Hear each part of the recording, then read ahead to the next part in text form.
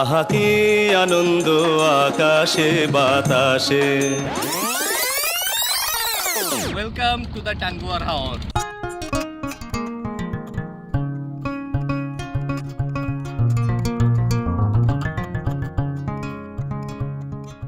টাঙ্গুয়ার হাওরে এবারে ট্যুরটা ছিল খুবই পিসফুল আর রিল্যাক্সিং। তবে বোটে উঠেই দেখতে পাই যে আমাদের রুমে টাওয়াল দিয়ে হার্ট বানায় রাখছে, অথচ আমরা ছিলাম সব হার্টলেস বেটা মানুষ। হাওরের খাবার দাবার সাধারণত অনেক মজার হয়, বিশেষ করে এত সুন্দর পরিবেশে বসে খাওয়া দাওয়া করলে খাবারের স্বাদ যেন আরও বেড়ে যায়। সাঁতার না জানায় পানিতে নামার সময় যেমন সবচাইতে জরুরি জিনিসটা হচ্ছে লাইফ জ্যাকেট, তেমনি ট্রাভেল করতে গেলে সবথেকে জরুরি গ্যাজেটটা হচ্ছে পাওয়ার ব্যাংক। তাই আমি সাথে নিয়েছিলাম ফনেংয়ের 20,000 mAh এর এই পাওয়ার ব্যাংকটি। Triple input port, 22.5 watt super fast charging capability, ICD power ডিসপ্লের সাথে ডিভাইসটিতে টাইপ সি ও লাইটনিং কেবল অ্যাটাচ থাকায় এক্সট্রা কোনো কেবল ক্যারি করার ঝামেলা নেই। 1 বছরের ব্র্যান্ড ওয়ারেন্টি সহ ফনেংয়ের অরিজিনাল সব প্রোডাক্ট পেয়ে যাবেন মোশন ভিউতে। সেই সাথে DNA 10 কোড ব্যবহার করলেই থাকছে 10% ডিসকাউন্ট। হাওরের প্রথম দিনে সকালের নাস্তা করেই আমরা চলে গিয়েছিলাম ওয়াচ টাওয়ার এরিয়ায়, কিন্তু বড় বোট থেকে নেমে ছোট একটা বোটে করে আমাদের ওয়াচ টাওয়ার অব্দি যেতে হয়। ওয়াচ টাওয়ারে উঠে কিছুক্ষণ হাওরের সৌন্দর্য উপভোগ করার পরই শুরু হয় পানিতে ঝাপাঝাপি।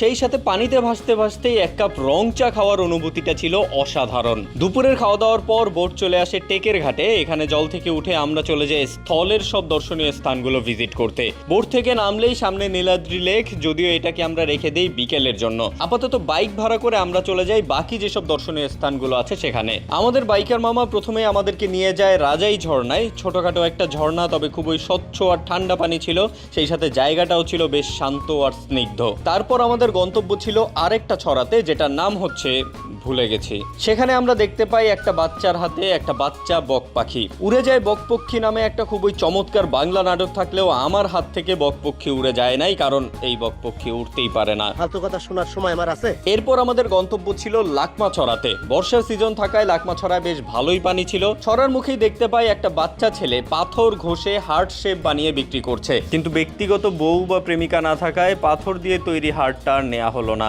মেঘালয় থেকে নেমে আসা শীতল পানিতে বেশ কিছুক্ষণ সময় কাটানোর পর আমরা আবার ফিরে আসি নীলাদ্রি লেকের পাড়ে। বিকেলের সময়টাতে নীলাদ্রি লেকের পাড় জায়গাটা অসম্ভব রকম সুন্দর হয়ে যায়। দিনের শেষ আলো অবধি আমরা নীলাদ্রি লেকের সৌন্দর্য উপভোগ করতে থাকি। সারা রাত আমাদের বোট ট্যাকের ঘাটে স্টে করে সকাল হতেই রওনা দেয় শিমুল বাগানের উদ্দেশ্যে। যদিও এটা শিমুল ফুলের মৌসুম ছিল না, তারপরও আলো ঝলমলে শিমুল বাগানটা দেখতে চমৎকার লাগছিল। বাংলাদেশের বেশিরভাগ বর্ডার এরিয়ায় গেলেই যেই আফসোসটা সবচাইতে বেশি হয় সেটা হচ্ছে দূরের যত সুন্দর আর উঁচু পাহাড় আছে তার সবই দাদাদের দেশে।